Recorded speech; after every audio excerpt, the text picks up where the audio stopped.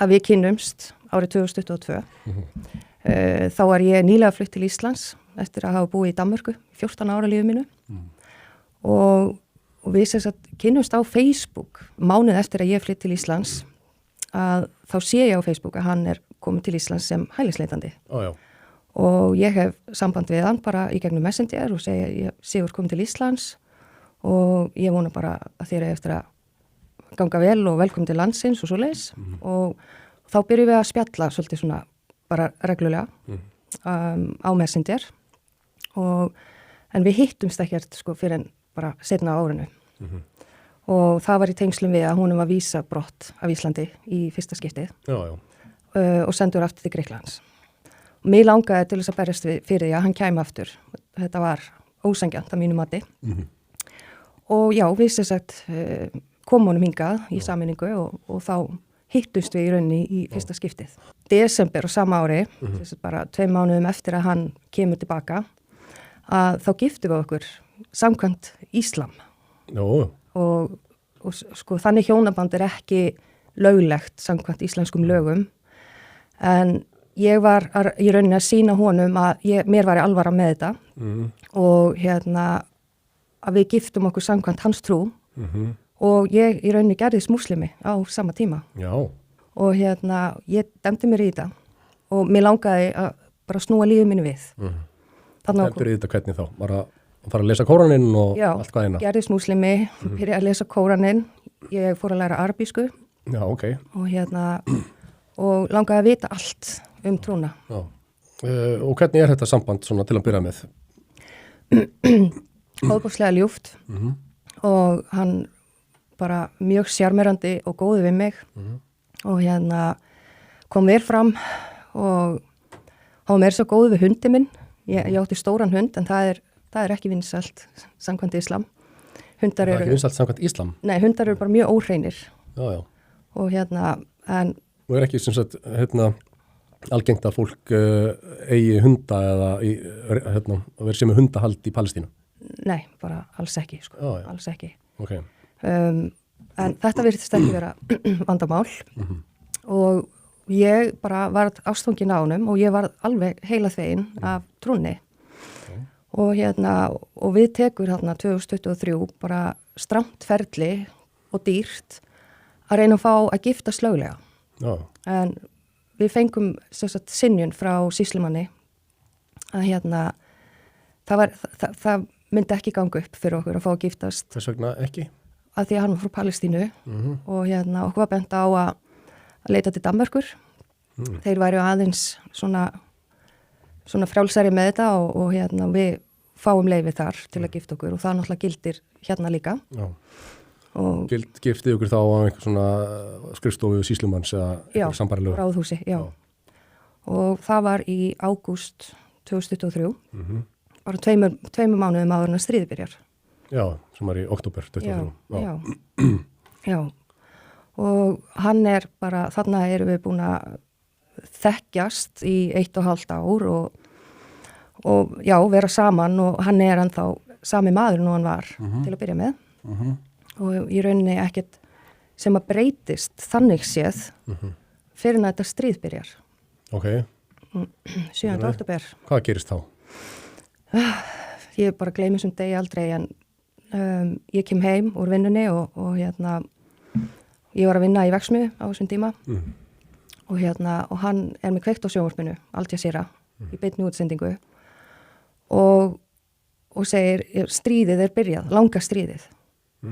En hann hafði minnst á það einhver tíman við mig áður að það myndi byrja langt stríð. Þeir vissu það, einhverja hluta vegna. Og ég sé á skjánum að það eru óbreytti borgarar að ráðast inn í Ísrael og taka gísla. Og ég var rosa ringluð yfir þessu. Ég spyr hvað að gerast? Þetta óbreytti borgarar? Eða þetta Hamasliðar? Hvaða fólk þetta? Þetta bara venjulegir palestínumenn? Já, og hvert þeir að fara með fólkið og þeir að fara að meiða fólkið og hann stóð þarna og hoppaði og bara veifaði höndum eins og lítill krakki. Af kæti. Og reynda fullvisa mig það að það farið með fólkið yfir til Gaza í öryggi og það var enginn að fara með það. Og og fullyrti að múslimar myndu aldrei nauðga konum að því vestræna konur eru skítugar. Vegna þess að vestræna konur eru skítugar, þess að þetta ekki nauðgað. Já, og það má eiginlega segja að upp frá þessu hafi komið í ljós að hann í rauninni viðurkennir fyrir mér að hann og fjölskyldanas eru öll tengd Hamas-samtökunum. Já, veitum við tengd Hamas-samtökunum, hvað þýðir það nákvæmlega? Sko, hann sagði mér reyndar áðurundastríð byrjaði að öll lítilbörn á Gaza, þau fá herþjálfun. Já, af Hamas. Af Hamas og bæði strákar og stelpur. Og hann sjálfur var sérþjálfaður í að vera leyniskytta. Og þegar að stríðið sérst hafið þá segir hann mér frá því að hann hafi unnið sem tæknimaður í göngunum. Já, hann segist þau nú bara vera það sem hann kallaði bara Hamas liði. Hann það. Og er þessi maður á Íslandi í dag? Hann ennþá á Íslandi í dag, já. Aha. Hann löngu búinn að fá brottvísun, en hann ennþá hérna. Já. Ég var mjög hrædd í rauninni og gerir mig grein fyrir því að félagar hans sem að hann hefur verið að hitta og svoleiðis að þeir eru náttúrulega líka Hamasliðar. Hérna á Íslandi? Hérna á Íslandi. Og síðan segir hann mér það að það sér stór hluti þjóðarinnar, palestínumanna á Gaza sem að eru tengdir samtökunum og styðja samtökin. Og Þannig að þín tilfinning svo einhvern veginn að fólk á Gaza sé meira og minna allt tengt Hamas? Mjög stór hluti, já. Mjög stór hluti það. Ég nefndi þetta ekkert við fjölskylduna mína heldur. Ég ákvað bara að halda þessu fyrir sjálfa mig. Af hverju gerður það heldur þú? Af skömm og ótta. Ég vildi ekki vera að hræða fólki með því að ég var með Hamasliða inn á heimilinu mínu. Og í rauninni bara, ég áttaði mig í rauninni ekki á því hvað þetta þýddi. Það bara alveg bókamál. Það er hópur af Hamasliðum á Íslandi og hvernig þeir slæðast í gegn, ég veit það ekki. Fyrirverandi maðurinn minn sagði mér það að ástæðan fyrir að hann fær brottvísun hann í fyrsta skiptið var að Útlendingastofnun að þeir hefðu sagt við hann ef við finnum mynda þér með vopn að þá verður að handtekinn eða eitthvað svona og hann sagði þeir finna ekkert myndir af mig með vopn en þeir vissu greinilega eitthvað. Þeir vissu eitthvað. Þannig að það væri til slíkar myndir að honum með vopn? Já, og ég minna það alveg að vera til einhvers staðar svoleiðis myndir á honum en hann hefur náttúrulega passað sig á því að því öllu slíku væri eitt. Síðan fer ég og sendi pening í gegnum Western Union á bróður hans og við erum að senda reglulega peninga bæði sem að hann hefur safnað og bara launin okkar. Þau eru að fara þann út. Og nema hvað, ég læriði svolítið í arabísku og ég finn frá honum miða þar sem hann hefur skrifað niður hvert eru peningarnar að fara sem við erum að senda út og þarna bara nafn þekkts Hamasliða á Gaza sem að taka við í rauninni stærsta hluta fésins. Af peningum sem voru að koma frá ykkur? Já. Og sem að hann hafi safnað meðal annars hér heima? Já. Með hvaða hætti safnaði hann peningum? Hann stofnaði Facebook og opið Facebook og þar að biðja aðstoð almennings á Íslandi og leggja inn á reikning hjá honum og sendir... Af því að fjölskyldan hans væri stríðshrjáð? Já, og þau voru mjög dugleg fjölskyldan hans að taka myndir og senda þakklætis vott tilbaka, börnin glöð og takk fyrir stuðningin og allt þetta. Sagðurðu einhvern tímann yfirvöldum frá þessum, lögreglu eða einhverjum? Ég talaði einu sinni, já, ég fór til lögreglu í eitt skipti að því ég var hrædd og mér langaði svo að vita hvort að þeir hefðu eitthvað í höndunum hann en þeir gátu náttúrulega ekki sagt mér það en málið var skráð niður og ég talaði við lögreglukonu sem að hafði seinna samband við mig og tekkaði á mér hvort það væri ekki örugglega allt í lagi og svona. En hafðirðu einhverja ástæðu til að vera hrædd svona umfram það að hann hefði sagt þér að hann væri Hamasliði? Já, því eins og ég sagði áðan að hann byrjar að vinna sína fyrstu vinnu fljótlega eftir að bara á svipum tíma og stríðið byrjar. Þegar hann síðan fær útborgað í fyrsta skiptið, þá breytist hann. Já. Þá erum við búin að vera gift í nokkra mánuði sérst löglega og gift í meira en ár samkvæmt islam en hann snýr þarna 180 gráður og bara verður ekki sami maður og ég kynntist. Hvernig þá? Hvernig breytist hann? Hann bara fer að beita með andlegu ofbeldi meðal annars og verður mjög strángur og verður svolítið svona sjarjamaður. Já, hann vildi fara að ákveða, núna ætti ég að vera með slæðuna við viss tilefni og önnur ekki. Og hann tók til á Facebookinu mínu til dæmis, tók út myndir þar sem að sást of mikið í húð og hár, tók út myndir þar sem að var kallmaður við hliðin á mér og svona, já við vorum úti eitthvað staðar og byggum í mjög litlu samfélagi, ef ég heilsaði kallmanni, kannski bara frænda mínum út á götu, þá fekk ég að finna fyrir því þegar við komum heim og hann fór að bara öskra mikið á mig og var rosalega stjórnsamur og allt í einu fór hann að vera mjög vondu við hundi minn líka. Þannig að þarna varð hann í rauninni þessi múslima. En þessi breyting, hún verður ekki fyrir en að hann fær sem sagt útborgað. Var hann sem sagt, var hann fram að því háður framfærslu frá þér eða? Já. Varst þú að borga allt fyrir hann? Ég var að borga allt saman. Ég hélt honum uppi, ég borgaði fyrir öll þessi skjöl og flugmiða til og frá Íslandi og uppihald úti á meðan að sem sagt, hann þurfti að yfirgefa landið og hérna, já þannig gerðist sko, hann fikk aftur brottvísun þannig áður en við giftum okkur skal taka það fram og hérna já, framfærsla tannlæknir, bara allt og fyrir utan það þá fengum við okkur lögfræðing og ég borgaði það allt saman úr eigin vasa. Og hvað var lögfræðingurinn að gera fyrir ykkur? Var að vinna fyrir hann í dvalarleyfis umsóknum og svo framvegis? Já. Og það kostar nú sitt að vera með lögmann? Já, þetta var alveg sko, yfir 600.000 bara lögfræðingurinn. Og hérna, og svo var hann með ónýta tennur og ég borgaði fyrir hann fleiri 100.000 í tannlæknaviðgerðir. En þess má líka geta þegar hann kom til landsins, bara fyrst sem hælisleitandi, þá var hann með brotna framtönn.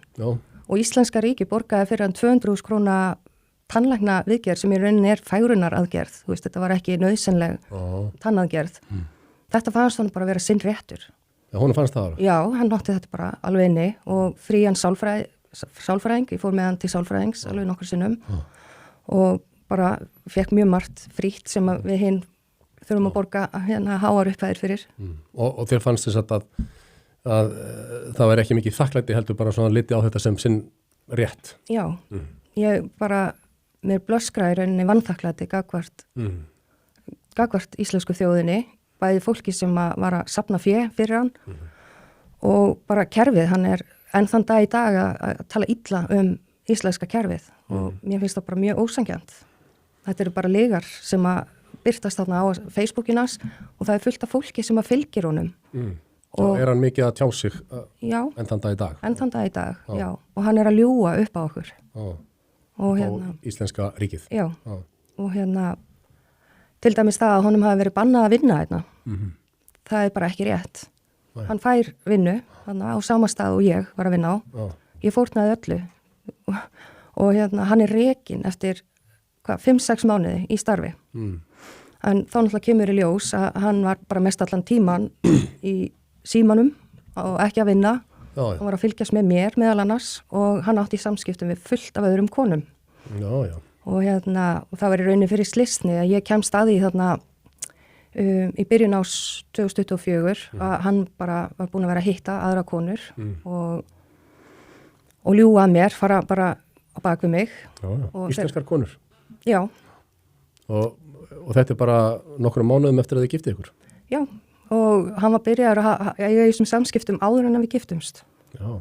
Það kom í ljós. Og er það þá þín tilfinning að hann hafi svolítið verið að nota þig til þess að fá landvistarleyfi?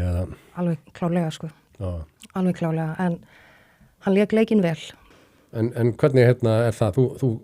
Þú gerðist múslimi og kynnti þér trúna vel. Hvað stendur í dag? Ertu þá múslimi? Nei, ég er búin að, sko, í rauninni í dag er ég réttræp. Þegar ég yfirgaf trúna. Já. Og við skulum bara segja að það sé mjög gott að ég er stödd hérna á Íslandi. Ég hef ekki miklar áhyggjur af afleiðingunum hér. Já.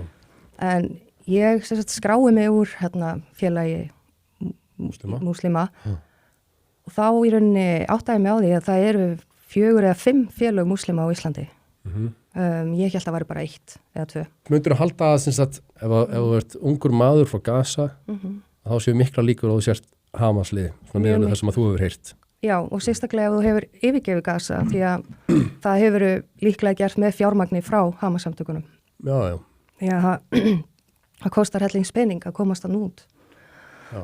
Og eins og hann sagði mér að það hefði verið safnað sérstaklega fyrir hann, þannig að hann kæmist að stað og Af Hamas? Var það Hamas sem að safnaði fyrir hann? Hann sagði það nú ekki beint, Nei. en það er bara minn grunur. Og það sem að þeir segja er að þetta ferðalag sé hreinlega of hættulegt til þess að konur og börn geti farið af stað og það er svona farið þessir ungu menn af stað og hjálpi fjölskyldunum með því að, já. En það er myndum sem sagðir, bæði systur hans og móðir eru ennþá á Gaza, en hann fór í þetta hættulega ferðalag. Hvað er það að fara til Egyptalands og fljúga til Grikklands? Já, eða Tyrklands og svo hélt hann því fram hann hefði gengið Evrópu þeirra á endilanga á hann endaði í Grikklandi og verið lúbarinn hér og þar og landamæravörðum en ég veit ekki hvað er satt í því.